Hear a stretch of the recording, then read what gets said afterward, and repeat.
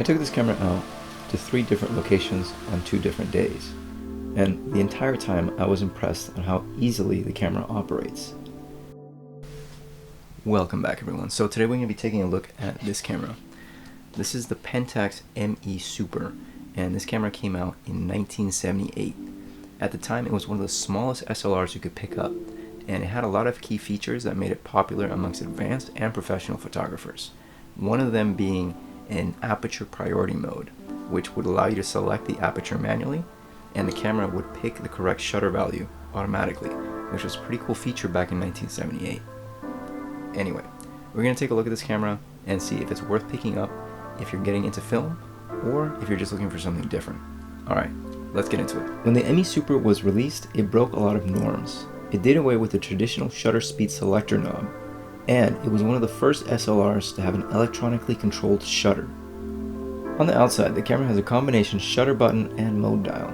To unlock the mode dial, just push the white button on the edge. Right next to it, there are 2 buttons for controlling the shutter speed while the camera is in manual mode. An exposure compensation dial with rewind knob. There's also a hot shoe mount for mounting an external flash and syncing to 1/25 of a second. The camera also has a self-timer, which is pretty handy.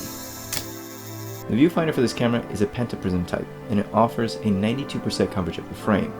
Looking through, you'll see a small split prism focusing aid in the center, and to the left, you'll see the shutter speeds and the camera's modes. The LEDs on the top and bottom will show you if you're over or underexposed, and they come on as soon as you have pressed the shutter. Loading film in this camera is pretty straightforward. Set the ISO to match the film. Open the back by lifting up gently on the rewind knob. Place in the film and lower the rewind knob. Take the leader and pull it across the film plane, inserting it in between the rods on the take-up spool. Adjust the tension on the film. Make sure everything lines up and advance the film. Push the shutter. Advance the film again and push the shutter. Now you can close the back. Advance the film, making sure the rewind knob rotates with every pull. Keep advancing this way until you reach frame 1. Once you're done with your roll, hit the small button on the underside of the camera. This will unlock the film on the inside. Now lift the lever on the rewind knob and rotate in the direction of the arrow. You should feel tension, but once you start to feel the tension ease up, this is a good indication that the film is back in the canister, and now you can open up the back of the camera. To access the camera's battery, all you need is a coin. Flip the camera over and you'll notice 2 caps. The one you want to open is the one that's closer to the middle of the camera. Unscrew it, and inside you will find a CR13 battery. The camera is fully electronic. It will only fire at 1/25 of a second without this battery. So this camera had a couple of key features that made it very appealing. On top of that, it had aperture priority mode, which Pentax had pioneered in their previous ES model. It also had a 2,000th of a second shutter speed, which made it pretty quick for the consumer market. Also, on the top you have these 2 buttons that when the camera was in manual mode, all you had to do was tap these buttons and you could select the shutter speed and then just hit the shutter button. Very convenient, I really like that. Also, it had exposure compensation, which made it very useful in tricky lighting situations.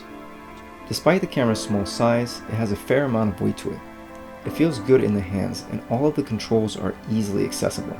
I took this camera out to 3 different locations on 2 different days, and the entire time I was impressed on how easily the camera operates. The viewfinder is clear, and the LEDs are visible in bright daylight. Here are some of the shots I took. Let me know what you think.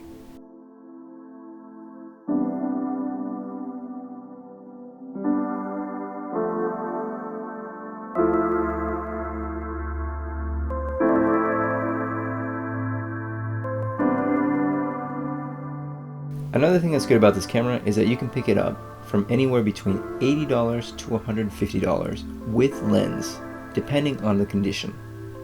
Now we're at lens selection. Pentax is known for their great prime lenses, and their K-mount has been around since 1975. With this camera, you'll have access to a wide range of manual vintage lenses.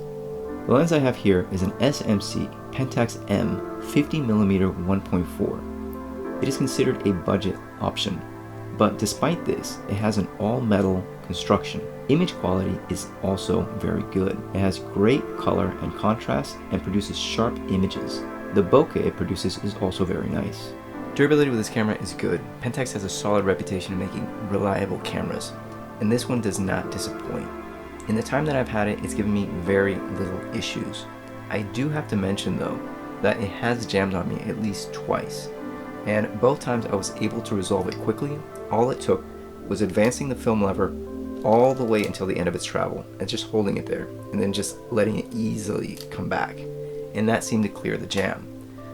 I have looked it up and I have seen that others have had this issue. It seems to be an easy fix, but it is something to note.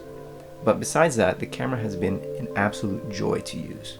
So in conclusion, is the ME Super worth picking up if you're getting into film? I think it is. It is a well-designed camera with an aperture priority mode that can help you understand the basics of photography. Also, it is a good way to get into Pentax's excellent lenses. Okay, so that does it for this video. Hopefully you've enjoyed what you saw, or if you learned something new, go ahead and hit the like button. It helps this channel grow. And if you'd like to see more content like this, consider subscribing. Alright, thank you for watching. I'll see you in the next one.